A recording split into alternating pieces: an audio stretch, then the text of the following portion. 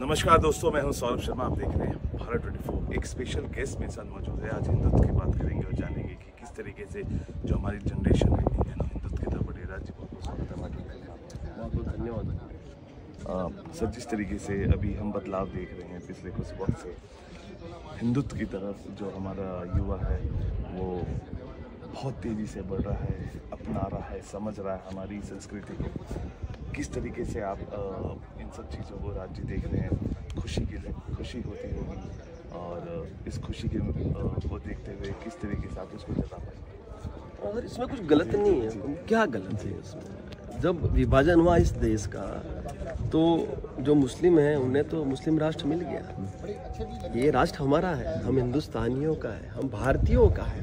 और यदि यहाँ सनातन की बात हो और सनातन के लिए युवा यदि इस तरह से सनातन के लिए युवा इस तरह से एक हो तो उससे बड़ी हमारे लिए उपलब्धि हो ही नहीं सकती। तो मुझे तो खुशी है इस बात की कि इस भारतवर्ष का युवा जागा है और इस राष्ट्र के लिए वो समर्पित हो। जी, जिस तरीके से हम देख रहे हैं बहुत सारे नामों में बदलाव हुआ है, चाहे शहर के नाम हो, रेलवे स्टेशन के नाम हो। आपको लगता है कि सही निर्णय है, अभी बदलाव का वक्त है? बहुत सही निर्णय। मुगलों के समय ये नाम रखे गए थे। जब मुगलों ने हमारे सनातनियों की संपत्ति पे कब्जा किया था उस वक्त उन्होंने ये नाम रखे थे। आज ये हमारा हिंदुस्तान है, हमारा राष्ट्र है। तो जो भी मुगलों के समय नाम रखे गए थे वो नाम का बदलाव अति आवश्यक है। मैं तो बोलता हूँ भारतीय जनता पार्टी की जो सरकार है वो सनातन धर्म के बैनर के तले वो आज सत्ता में स्थापित हुई है। तो इतना समय क्यों लगा दिया? मैं तो बोलूँ पूरे भारतवर्ष में जितने भी मुगलों के नाम से ये जो नामांकन हो रखे वो उसको तुरंत प्रभाव से बदलने की आवश्यकता भी उत्तर प्रदेश का जो हमारे जो मुख्यमंत्री जी वो तो बदल रहे। परंतु जब केंद्र में हमारी सनातन की सरकार है, हमारी राष्ट्र प्रेमी सरकार है, तो फिर उन्हें भी शीघ्र अतिशीघ्र इन सभी नामों को बदल देना चाहिए। और यही हम समस्त भारतवासियों की बात है। सर, वक्फ बोर्ड आप देखते हैं कि किसी भी जगह पे जाता है और उसे अपना बता देता है। इस विषय पे अगर आप कुछ कहना चाहें। बिल्कुल सर, वक्फ बोर्ड जो है एक संस्था है मुस्लिम समाज की। और जो मैंने सुना है और जो मैंने पढ़ा है कि उन लोगों के द्वारा इसका दुरुपयोग हो रहा है। तो दुरुपयोग तो रुकना ही चाहिए।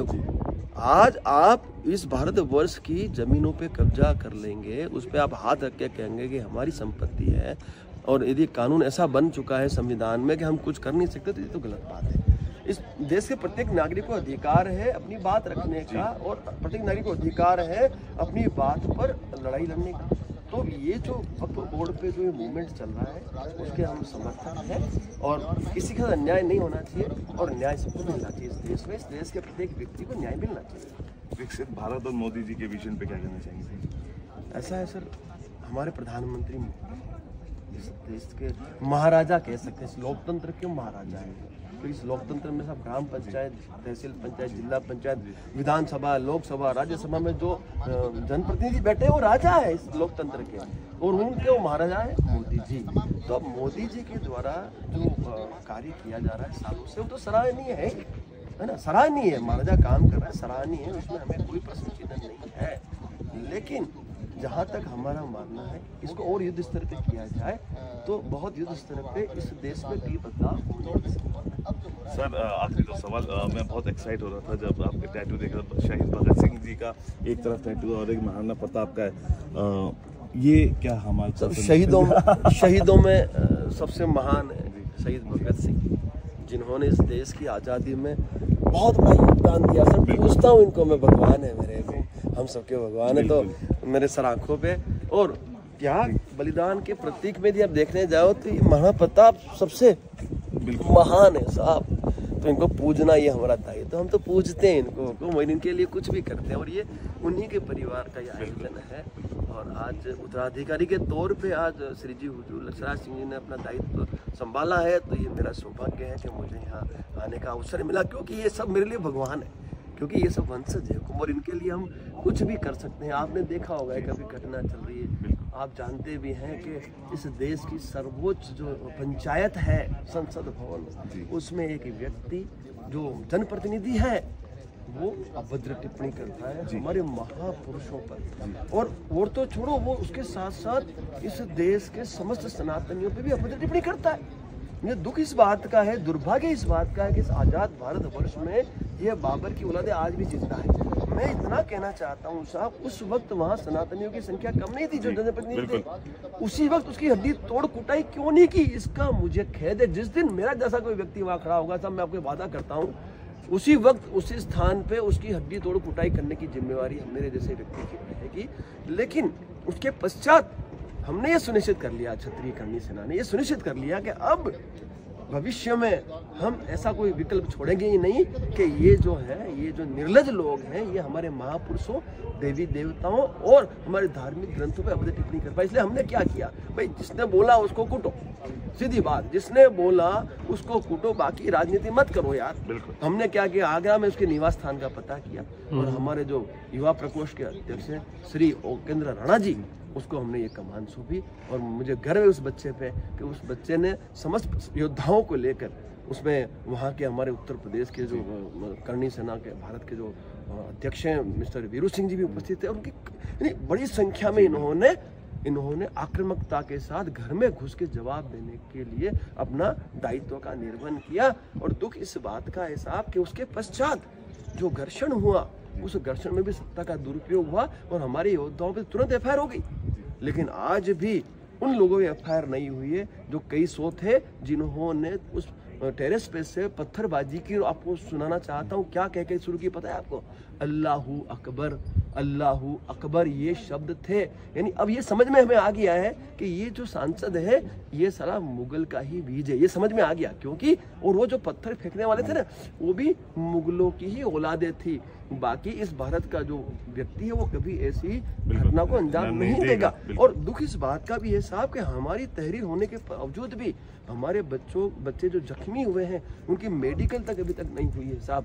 तो ये तो सुनिश्चित है, यदि सरकार और प्रशासन घर्षण चाहता है ना, ये तो टेलर था हमारा, ये तो टेलर था। पिक्चर हम दिखाएंगे इनको 12 अप्रैल को, कहाँ? आगरा में। और लाखों की संख्या में उस दिन समस्त सनातनी वहां पहुंच रहा है, क्योंकि ये अभद्र टिप्पणी समस्त सनातनियों पे की गई। हम तो व्यवस्थापक है, हम तो वहाँ व्यवस्था करें। लेकिन उस दिन आप देखना, या तो हमारी जो अपेक्षाएं हैं कि भाई ये जो व्यक्ति है जिसने अभद्र टिप्पणी की है वो राष्ट्रद्रोह का अपराधी है, सदस्यता से उसको तुरंत आप निकालें। दूसरा, राष्ट्रद्रोह का अपराधी है, इसकी गिरफ्तारी हो।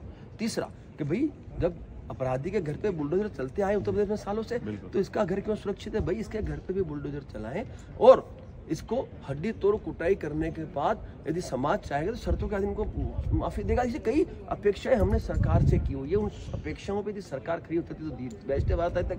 अन्यथा हम बुलडोजर लेके, हम ट्रैक्टर बड़े बड़े लेके और लाखों की संख्या में हमारे इन महान पुरुषों को सच्ची श्रद्धांजलि उस दिन दे के दिखा देंगे। और वो ऐतिहासिक दिन का आप भी, जो मीडिया जगत वो भी गवाही देगा। और भविष्य में ये विकल्प हमने सुनिश्चित कर लिया है कि अब कोई भी ऐसा व्यक्ति, ऐसा निर्लज व्यक्ति हमारे महापुरुषों पे, हमारे देव देवताओं पे, हमारे धार्मिक ग्रंथों पे अभद्र टिप्पणी करने से पहले 1,00,000 बार सोचे। बिल्कुल जरूरी है। और जाते जाते सर, बिकॉज आप बूस्टर डोज असली देते हैं हमारे युवाओं को, और इस देश का भविष्य कौन? युवा।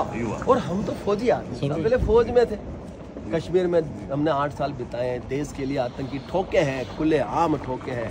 जिनको पाकिस्तान जाना है वो मर के जाएगा, जिंदा तो हम नहीं जाने देंगे आतंकवादी को। तो वो हमने 8 साल तक लगातार कश्मीर में किया। मैं युवाओं को आपके माध्यम से कहता हूं, आप तो भविष्य हो यार।